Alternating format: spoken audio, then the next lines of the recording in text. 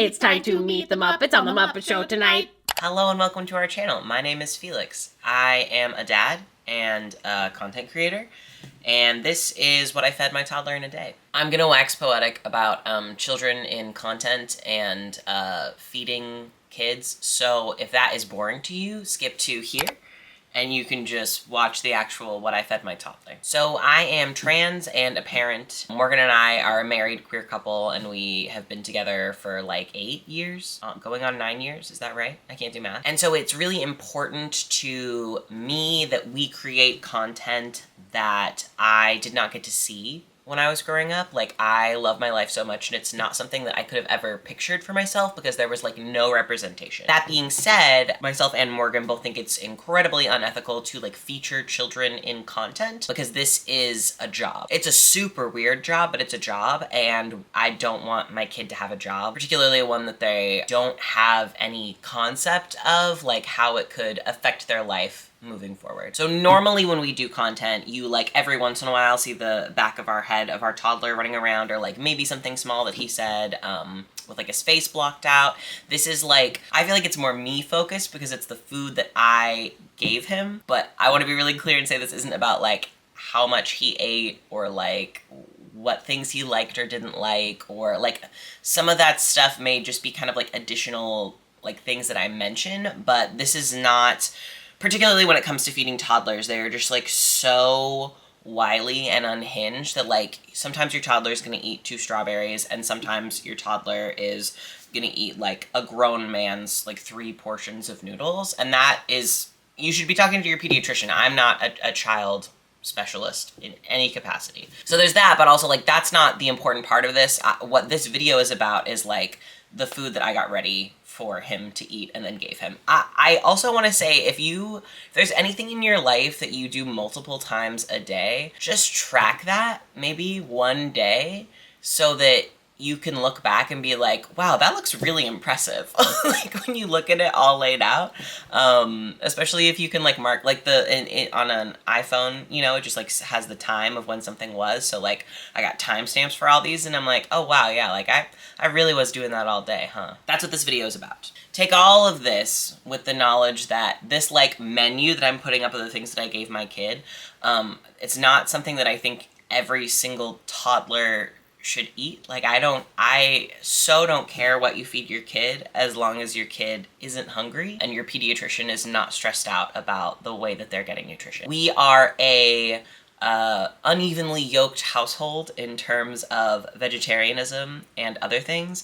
I'm lactose intolerant and eggs just kind of gross me out, so we say that I'm kind of like vegan adjacent, like functionally vegan when it comes to like eating out and doing other things. And I'm the one who cooks the most in our house, right? So very often our kid will be eating like primarily vegetarian or vegan meals. And then Morgan is like not vegetarian, and so he also eats meat, and that's like not a big deal. And when we post about it on the internet, like not specifically about that, but I posted a video being like, I'm vegetarian, but like my kid's not, and so here's like food that I made him. And I just said that because it was like relevant to the video, and there's this like huge overwhelming response of people being like, that's so cool that you're vegetarian and you're not forcing it on your kid because you want to make sure your kid gets all their nutrients. And I want to be really super clear and say that like the vegan parents that I know who are raising vegan children are some of the most like meticulous and intentional parents I've ever seen about making sure that their kid gets all the nutrition and all the complete proteins that they're supposed to have, because it's something that they have to think about more because their kid is like missing out on like a food group. So yeah, I think that there's this weird misconception that there are children running around who are like frail and malnourished because their parents are vegans who are only feeding them really non-nutritionally dense vegan foods. Like you can only eat spinach otherwise. So I don't know. And that's, in my experience, at least living in the Pacific Northwest especially, where there's like a lot of vegan and vegetarian options, not happening in any like functional, in any like real way. Like that's not going on. I think there's maybe like a weird moral panic around, anyway, it's so irrelevant, but just know that like if you were raising your kid vegan, I think that's cool. If you were raising your kid not vegan, I think that's cool. Like, I really don't care as long as your kid's vaccinated and safe and not hungry. Like, that's awesome. Never when we're doing parenting content is it like, a judgment in any capacity. I don't care what you're doing. I have no idea what works best with your family. This is something that works well for our family, and like, if you can take some of these ideas because they seem like something that might work for your family but you just haven't thought of them before, great. That's what this video is for. So, getting into it. My toddler has a tendency to stay up late and wake up late. We didn't have breakfast until 9:40 because we slept in, I think, until like 9:30 that day. We had wheat, walnut, banana muffin, and oranges. I really like these muffins. I make them wheat, walnut, banana muffins because that's how I like them and because it's a little bit more nutritionally dense than like regular flour chocolate chips. There's nothing wrong with that. Whenever I make banana muffins, I make both because Morgan and my mom really love the chocolate chips. And our kid right now has a tendency to, he like spits the chocolate chips out as if he is a cat eating medicine, like with the pill, but the pill is a chocolate chip, which is really wild. But he likes the walnuts and the wheat, and that's what I like. So I typically make like huge batches of banana muffins and then do both. Recently I made too many and I should have frozen some, and I think that's what I'll do next time. I'm a big freezer user in our house in terms of meal planning. Huge into freezing. And then yeah, and then an orange. I didn't like note whether or not this was like 1 orange or like 4 oranges that he ate. It could have been anywhere between 1 and 4. Because our kid really likes oranges, and it was just like the little cutie oranges. But usually what I do is I just buy whatever the cheap oranges are. Anyway, yeah, for the wheat walnut muffins, wheat baker's flour from Winco, and then bulk section, and then walnuts from the Winco bulk section. Whenever I'm buying a nut, I get the like bits and pieces one, just like whatever is the cheapest. Typically the one that's like the chunked up. It's like if you're buying the whole walnuts or like the whole cashews or whole like something like that, they're more expensive. And if you just buy like the chunky ones because you're gonna smush them up anyway, you can just do that. So Winco bulk section. We had a little post-breakfast snack at 10:09 that was, I call it baby Go-Gurt.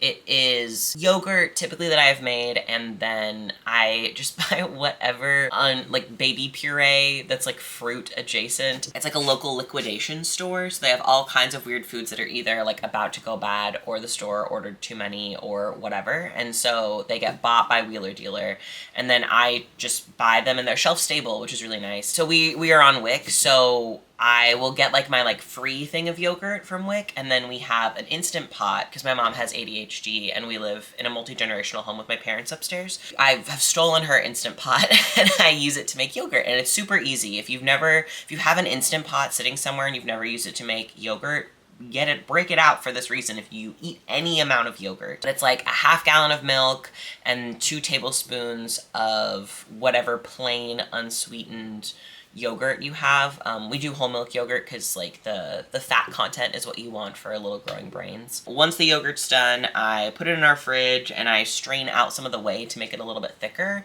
because for the like reusable silicone pouch thingies that we have, they just need to be a little bit thicker. If it's like too liquidy, they'll just like squeeze it and then it is a fountain of baby Go-Gurt, and that's not what you want. These silicone pouches that we have rock. I would highly, highly suggest, if you're looking for reusable pouches, not ordering them on Amazon or ordering them new, and instead going to your local like kids resale store. I've been able to find a bunch of them there, and there are different styles, like they have like a Ziploc closure at the bottom and you can like open them up and fill them that way. Way easier to fill, I find much harder to clean. And then there are the silicone ones that we really like that have like sort of a flat bottom, but they can't like freeze flat in your freezer, if that makes sense. It's not as easy to do that with. And sort of like the whole top pops off and it's a circle that you can pour into. We like those ones best. We use unscented soap in our dishwasher, so it's part of why it's like not really a problem for us. But if you're ever finding like soap buildup in your silicone products, scientists, chime in, correct me if I'm wrong, but you can just boil them in hot water and it typically like gets rid of it. And then you can either hand wash them or switch to unscented soap for your dishwasher and it works fine. For lunch, we had like a really beautiful toddler lunch. It's not always this gorgeous. I try to provide like a vegetable, something that is like starchy-ish, and then a protein. It just depends on what we have. But this one particularly was freezer peas, some rice that I had made that was left over in the freezer or in the fridge, and then the meat, it's like half seitan, half tofu, that I was trying to make into lunch meat, and then it didn't work, and that's okay. What I instead did was I cut it up kind of like into chunks and like fried it up, and the thing, it's like hard to explain to your kid when something is like a weird meat substitute and they have so few words that they're able to say anyway, so we've just been calling this meat, and it's not meat functionally in any capacity, but it kind of looks like meat, and so anyway, he's asked for it, he was into it, which is cool. And then yeah, we get freezer peas, the like steamable bag, whatever. I don't do that, I just like cut it open, pour some in a bowl, cover it with something, and then put them in the microwave for like 40 seconds, stir them up a little bit for like 20 more seconds, depending on the strength of your microwave. Downstairs we have a wimpy microwave, and upstairs they have like a high-powered, really good microwave, so you don't need to do it for that long. And then yeah, I season them usually with garlic powder and maybe like smoked paprika or pepper or a little bit of seasoning salt. I'm also a big believer in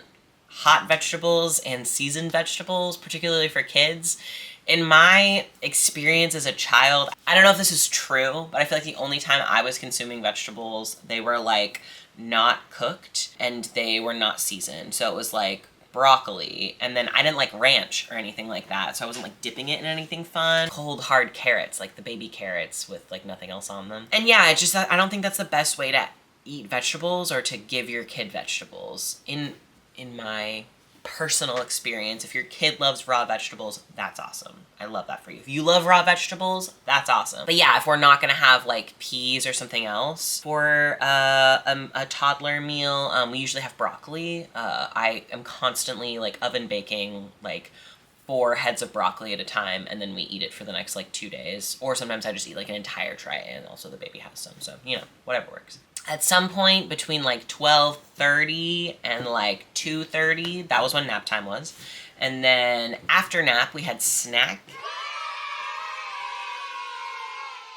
at 2:57, and this was a really unhinged snack day. We had mango. The baby requested leftover lunch because I don't remember what I had out. It was like I hadn't cleaned up his lunch or something, so he like pointed at like something on the ground. So anyway, cleaned that up and then got him some more lunch. And then he was also requesting more yogurt, more of the baby Go-Gurt. I try to not do more than like 1 pouch in a day, particularly when we like have the time and we're home all day. So instead of doing it in the pouch, cause I just make it, I like shake it up in a jar. It's just the puree and the yogurt. So I just poured some out of the jar into a bowl and then put some homemade granola in it that I had done. Granola is also super easy to make.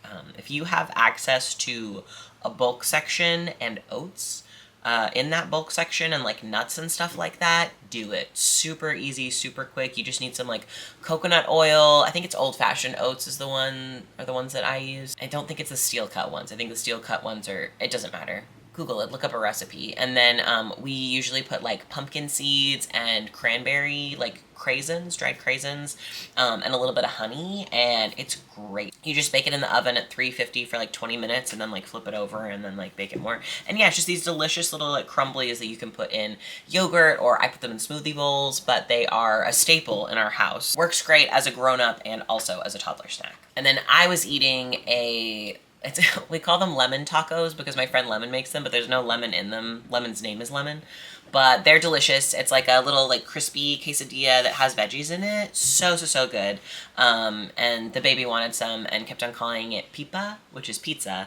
And it wasn't pizza, but he does just kind of like eat the toppings off of the pizza before he eats the bread. So I think maybe he thought I had just already eaten the toppings off of it. Anyway, he had some of my snack.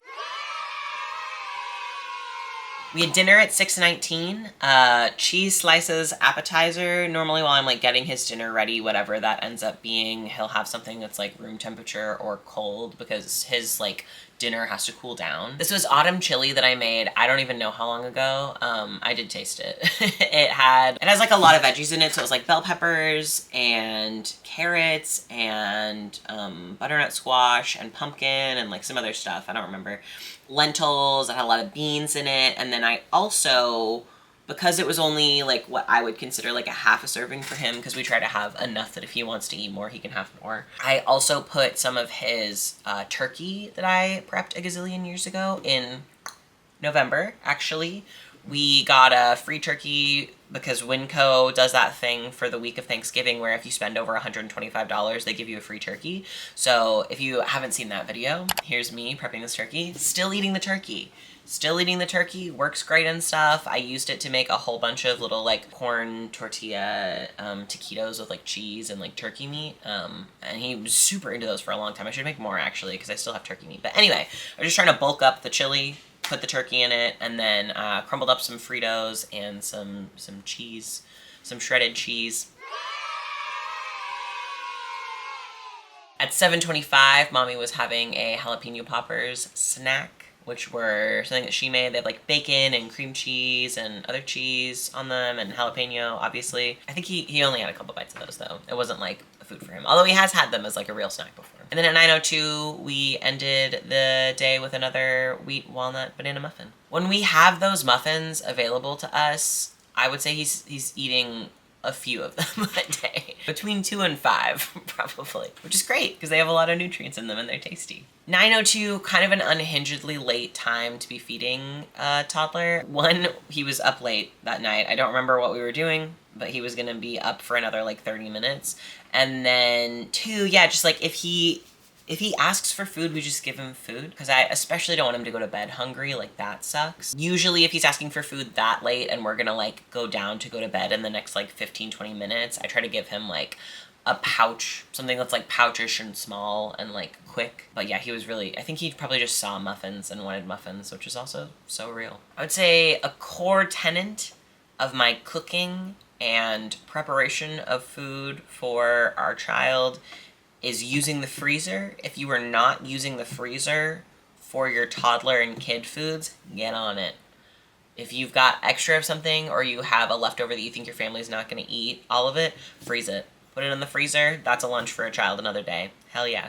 It is so nice to have things that are ready to go and quick and easy. And part of the reason that I am able to take that time to like do a bunch of cooking and do prepping of things is because we have this super weird job. It's like the preparation of the food has become part of my job because it's part of this video, right? And that's like a really incredible privilege that we have, because if Morgan and I, particularly if we're both working like more normal 9-to-5 jobs, I don't know how anyone is finding time to make any food in their house at all whatsoever. No clue. The world is so stressful right now. You are doing amazing, to be clear. And this is like a really beautiful toddler food day that we had.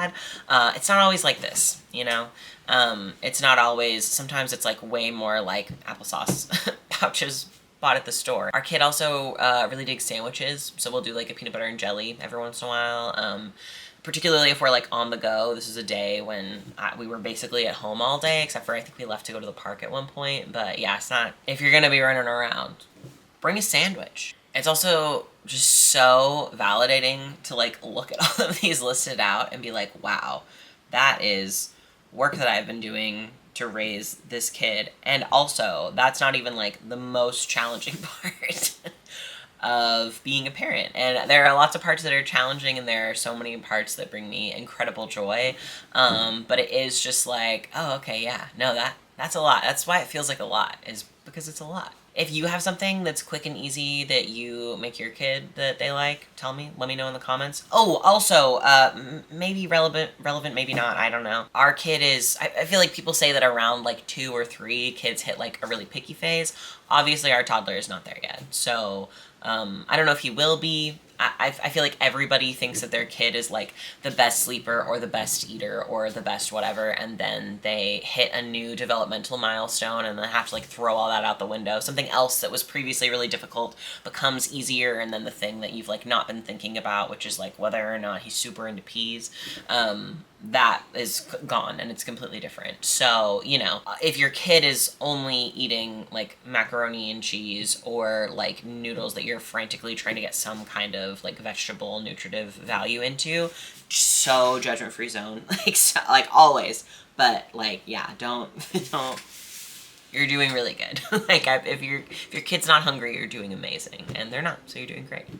And then I guess, yeah, I, you know, grew up in the early 2000s, and so absolutely had some pretty severe disordered eating, if not like a full-blown eating disorder as a teenager. And it just will continue to be important to me that we feed our kid whenever he is hungry. We don't ever like make him finish what's on his plate, nothing like that. We're never like, oh, you need to eat more of this, or like, oh, can you eat this for me, or like anything like that. I just want eating to be as like low stakes, chill and vibey for him as possible. I also don't think that if you have a kid who's not chill about eating, I don't think that that has anything to do with how you necessarily, like some kids it's just like baked into them that they're gonna have a hard time. So we are super lucky. I think that's it.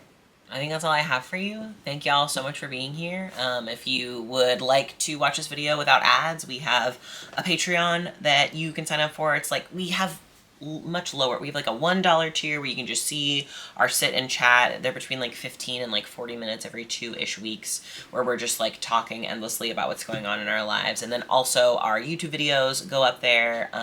They still have the captions, they don't have any ads, and you can watch them ad-free for $8. That's an $8 tier. And then there's like a $5 tier if you're just like really nice and want to give us $5. You're also welcome at any time. Like, sign up for our Patreon and then cancel after you've watched all the videos. I don't care what you do. It is most important to me that you are taking care of yourself first. Like, we are going to be okay. Don't be stressed about it. Also, if you've signed up for the Patreon, send us a message on Instagram and we will add you to our close friends story on Instagram, which we post, honestly, like not super regularly on there recently, but sometimes, particularly if we're like dealing with brands or other usually like local politics stuff, we'll like bitch about things on there intermittently. So it's good to be on there in case something funny is gonna happen, but you can't really know ahead of time. Thank you for being here. Do not forget that No Kings 3 is March 28th. March 28th. See if there is a protest going on in your city. There's probably one, if not the city nearby. Come to the one in Salem if you're anywhere near Salem, the capital of Oregon. And I hope you are able to feel safe and held and cared for. And I hope you know that you are important, and the work that you are doing to make sure others are feeling safe and cared for is crucially, crucially, crucially important work. And here's the bloopers. You can really tell I'm at a craft table, huh? God. Okay. Say bye-bye. Bye-bye.